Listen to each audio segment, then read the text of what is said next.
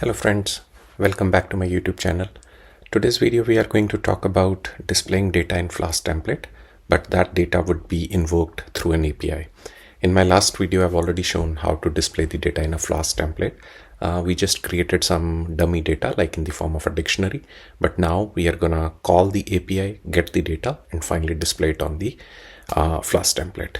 So let's not waste more time on that and let's get our hands dirty and see how we could do that. So friends, in order to display the data in the Flask template through an API, we could just create another route. So let's say I'm just going to create another route. Let's say get route for external API and display it in the Flask template. And what we are going to do is, if you have watched my series, we have already created some kind of a API display data but just like a normal one, not in the Flask template. So this is the one which I created. I'm just gonna copy this. So let's copy this, but I'm gonna change the name of the REST API. So let's say get API data Flask. So something like this. We are gonna change that, and I'm also gonna change the name of the function. So over here I'm using a JSON placeholder TP code, which is a free API, but rather than this, I'm just going to use the users one. Now, if I just want to copy this and see, it actually returns an array of data, which gets you some data around here. So if I do this, and it gives me an array of data, array of objects rather, or dictionary. So where I get some ID, name, username and email.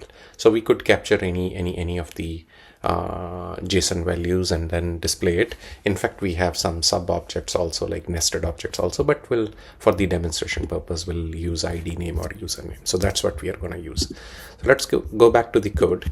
So this is the API URL. That's what we are going to get. We are getting the result, which is in the form of a JSON. And now because we just want to what we call as display this data on the Flask template. So I'm just going to use return, and I'm going to use create another template, which is fine. And I'm just going to create another template just like we did it in the index.html. So we'll create, let's say, API data display. So that's what we are gonna do, and comma.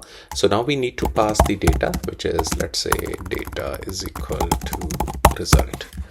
So that's what it is. So we created a new route, and this route is associated with this function. We specified our API URL. We saw what we are gonna get, the number of users in an array of objects, and then we get the response. We format it into the JSON, and then finally we render the template. Now fundamentally, this index.html, just like we created for this hello world, we are going to copy this, and we'll just create another template, paste it around here.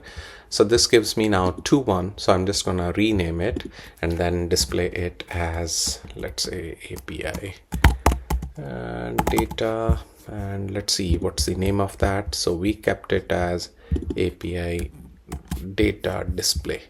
So let's API rename and then API data display and then HTML. So this is the name of that, which makes sense. So everything is fine, and we are gonna display, let's say, rather than displaying this message, so we'll just display list of the users from the JSON TP code API.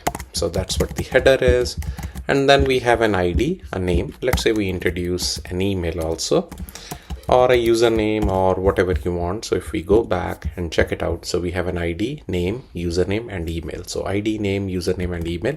So we could use that ID, name, email and username.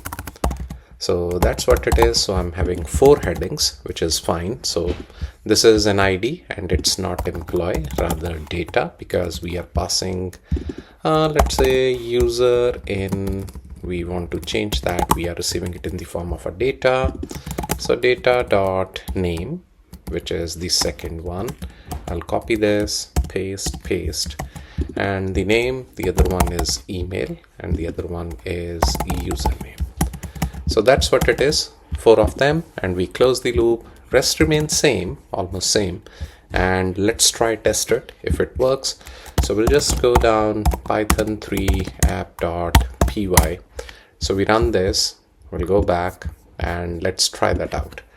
So http 5000, and we just need to get the name of the REST API name, get this one. So copy it, let's go back and then paste it over here.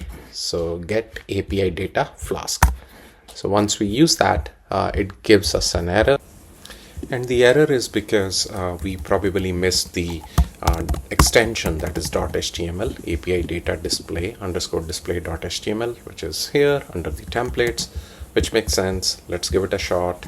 So we'll run it one more time, python app.py, and let's say it in here. So we'll run it in rather than that. So we'll just use that, and let's say http 5000 and then / get API data Flask. So once we do that, yes, you see all the data is there. There are 10 records which were there. So we are capturing the ID, the name, and the email and the username, right? And that's how it is doing. It's capturing all that data and then finally display it.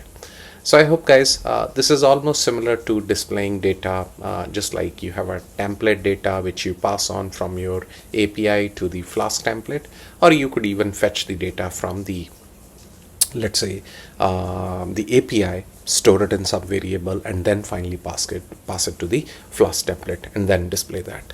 So I hope, guys, this kind of makes sense. I'll be coming back with more videos, so please stay tuned and have a good one. Thank you.